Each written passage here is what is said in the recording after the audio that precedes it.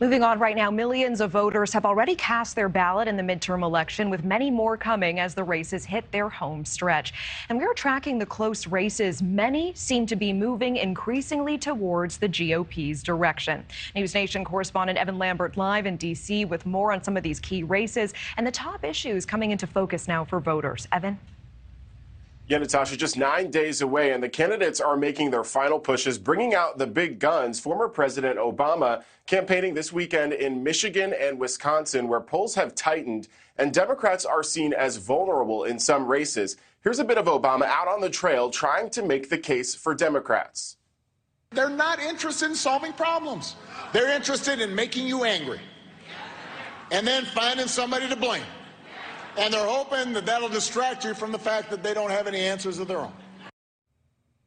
Meanwhile, a new ABC News Ipsos poll shows about half of Americans say the economy or inflation is their most important issue ahead of the midterm, showing what people are thinking about heading into the voting booth. In a battle over elections in Arizona, at least several counties are looking to move forward with a plan to count ballots by hand in at least a few races. This coming after the Republican Attorney General issued an opinion saying it's legal, but Democrats are threatening not to provide the volunteers from their side that are required. The move to hand count is based on unfounded claims by some Republicans of widespread voter fraud in the 2020 presidential election.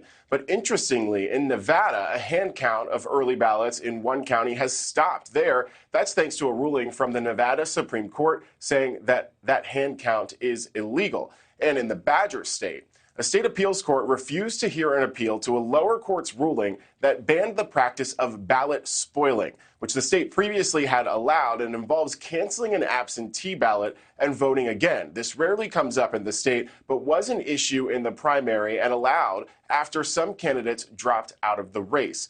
And just yesterday, President Biden voting early with his granddaughter, Natalie, in Delaware. It was her first time voting.